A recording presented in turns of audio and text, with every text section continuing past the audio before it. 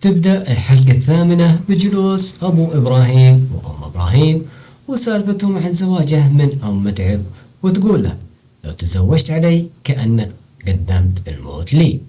وبعدها خالد يتردد عليه كلام عزيزة، وهي تقول له: سعد حي وما مات. ويتذكر مشهد زوجته وكلامها معه قبل ما تموت، ويذرف دموع ويتذكر وقتها يوم سعد كان واقف مع اللي هجموا على الناس وزوجته تلفظ أنفاسها الأخيرة.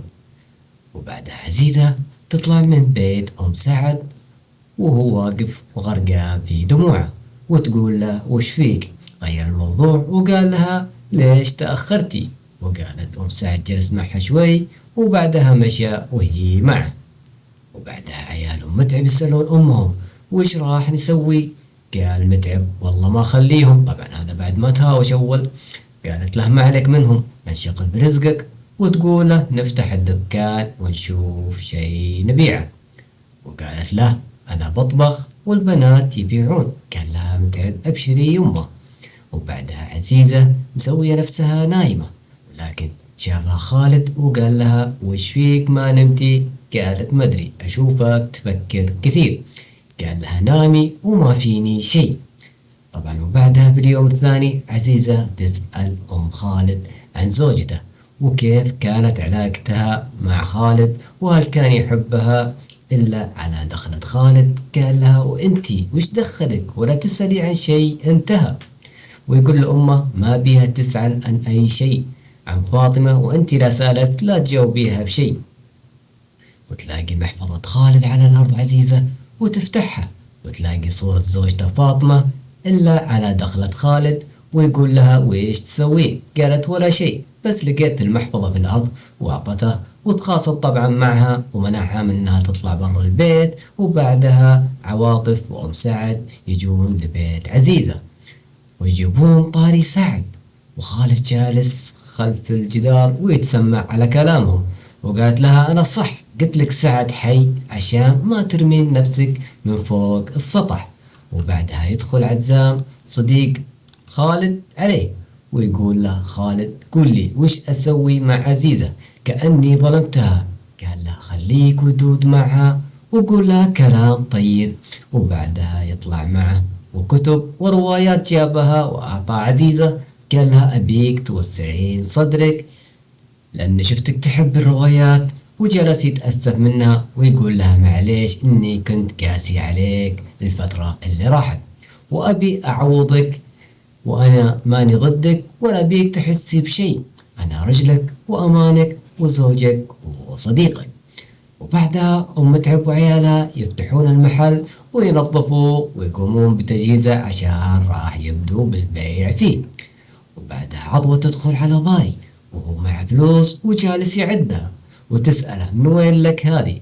قال لها: تسلفتها من واحد وطلع برا الغرفة. وبعدها عزيزة تسأل أم وضحى: قد جربت الحب؟ قالت لها قصة وإنها كيف ماضيها قاسي وحياة الفقر اللي كانت عايشتها. وبعد عزيزة تطلع من عند أم متعب وخالد ينتظرها برا.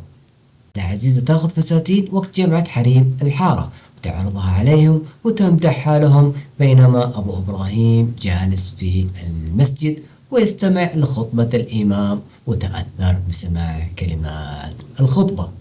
وبعدها وضحى تمشي في الحي وضرحان الحي تعمدوا وشاتوها بالكورة في راسها، وطلعوا بناتها وشالوها ودخلوها داخل. بعدها يدق الباب بعدها يدق الباب أم وضحى وتفتح الباب مزنة إلا تلاقي زوجها جاء. وبعدها ضاري ومتعب صارت بينهم مشادة كلامية وسوء تفاهم.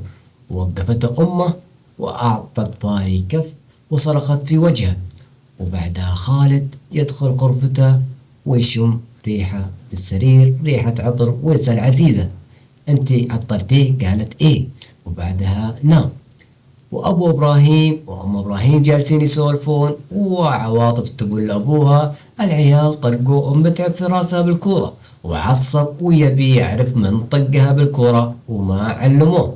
وبعدها طلع برا البيت وخالد نايم وهو يتحلم بزوجته فاطمة ويقول لها: فاطمة لا تخافين وخليك هنا أنا جاي. سمعتها عزيزة وقالت خالد أنا هنا معك لا تخاف أنا جنبك. صحى من حلمه وناظر في وجه عزيزة وقال خليك جنبي لا تروحين. وبعدها أبو إبراهيم يروح يدق الباب على أم متعب ويفتح له ولدها باري الباب وقال يبي أم متعب في موضوع. قال قول إيش عندك؟ قال ما ينفع الموضوع لازم أقوله داخل. فسمح له باري ودخل داخل المنزل وقال لهم أنا أبي آخذ أم وضحى اللي هي أمهم على سنة الله ورسوله. وطبعا وهنا تنتهي الحلقة على هذا المشهد. وإيش تتوقعون راح يكون في الحلقة الجاية؟ أنا أتوقع راح يكون هناك في أكشن قوي وفي أحداث راح تكون محلية للمسلسل. لا تنسوا دعمكم الاشتراك وودعتكم الله وفي أمان الله.